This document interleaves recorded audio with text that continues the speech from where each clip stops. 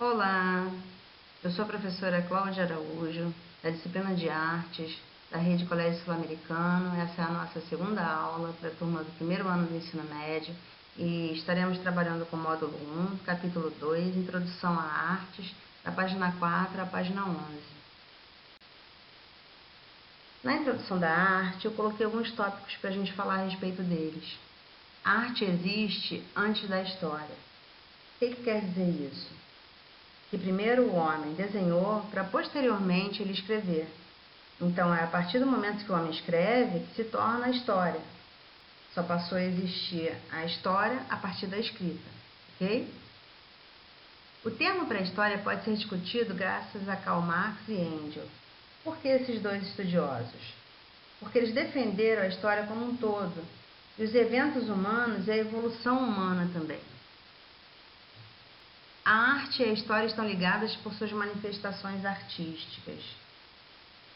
Bem, a arte trouxe para a gente a pintura rupestre, a cerâmica, as descobertas arqueológicas, e tudo isso nos possibilitou conhecer alguns antepassados, compreender um pouquinho do passado para entender o que acontece com a nossa vivência de hoje. Quando falamos em pré-história, falamos em suposições. Por que a gente diz isso? Porque tudo que nós sabemos da pré-história é da vivência, né, dos homens daquela época. São estudos feitos por historiadores e cientistas. Nada é absoluto, gente. Então, se tudo está sendo estudado, está sendo descoberto, a gente não pode ter uma certeza do que realmente aconteceu. O pensamento de que nem tudo é arte, mas ela está em tudo. A arte ela está em tudo porque a criatividade humana ela vem desde o corte do nosso cabelo até o talher que a gente utiliza nas refeições. O homem ele cria, o homem inova, ele transforma e põe sentimentos em suas produções, em mínimos detalhes muitas das vezes. Vai das pinturas, da pintura dos pratos até a estampa das roupas que a gente veste. Então a gente pode dizer que a arte está em tudo. Nesse trecho, nós vamos falar sobre o Paleolítico, que foi de 72.000 a 1000 a.C. Esse período também foi chamado de Idade da Pedra Lascada. O ser humano ele criava os objetos e fazia ações de forma a facilitar sua sobrevivência, transformando as pedras em objetos cortantes, para facilitar, né, cortar o alimento, ou furar o animal. O homem nômade ele se alimentava do que ele conseguia tirar da natureza. Então, durante um tempo ele ficava naquele local, a partir do momento que ele não conseguia extrair nada daquele espaço, ele migrava para um outro local. Tudo que se conseguia de alimento desse grupo era distribuído a todo o grupo que se encontrava ali. Isso era chamado de economia coletora e economia do primitivo. Bem interessante, né? Dividir o alimento com os outros. Nesse período, a população humana ela habitou a Ásia Central, a África e a Europa. E os artefatos, em sua maioria, eram feitos de madeira, osso e pedra. É o que a gente detalhou aí na primeira imagem. A gente põe a imagem da caça, que eles estão utilizando as lanças e as pedras para derrubar o animal, e normalmente não vai uma pessoa sozinha, são vários homens para tentar derrubar esse animal para se alimentar dele. Nós vamos falar um pouquinho sobre as esculturas do Paleolítico. No caso, a gente está com o exemplo da Vênus. A Vênus ela foi uma figura feminina criada pelo homem Neandertal porque ele não tinha muita habilidade com as ferramentas, mas mesmo assim ele criou esse amuleto. Ele era símbolo de fartura e fertilidade para a terra. Isso se evidenciava nas partes do corpo dessa figura feminina, principalmente nos seios fartos e no quadril farto. A gente vai falar também sobre o Mesolítico, que foi de 10.000 a.C. Esse período foi a transição entre o Paleolítico e o Neolítico. Ele também foi conhecido como Paleolítico Superior.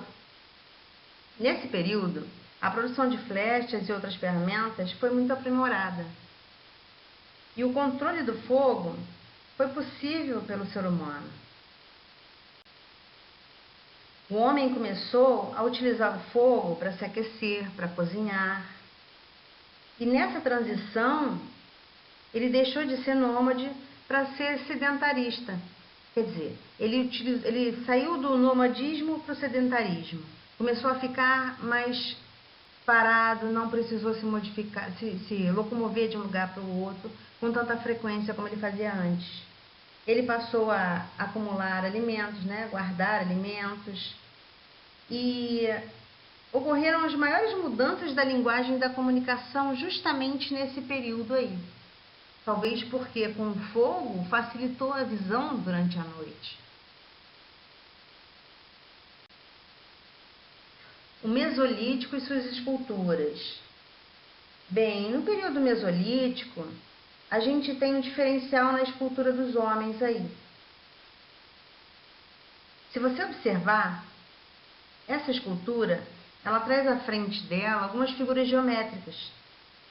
E é quando o homem passa a pensar um pouquinho em produzir. Ele sai do detalhe de criar só para ter um amuleto. Ele passa a criar figuras simbólicas. Porque os detalhes dessa imagem estão totalmente diferentes da primeira. A primeira não tinha rosto. Essa tem nariz, tem boca, tem olho, tem os olhos, Já tem um diferencial aí.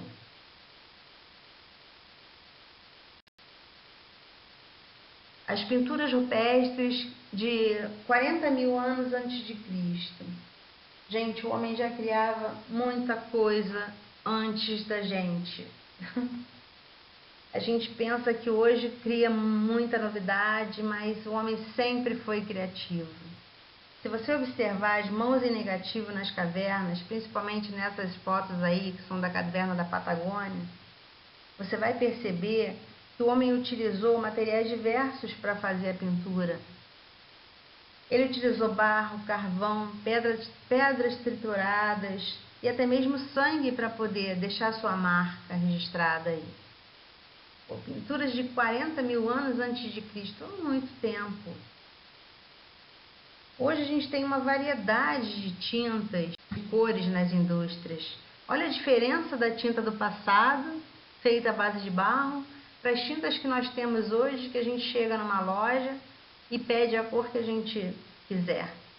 E a cor que a gente desejar fazer, a máquina produz para nós. Como a evolução foi grande nesse tempo, Desde a pré-história até os nossos dias. O homem naquela época, ele já tinha noção de perspectiva, porque se você observar a imagem, a figura ela tem o desenho de fundo e o desenho que está mais próximo da gente, Ele conseguia fazer esse diferencial entre um objeto e outro.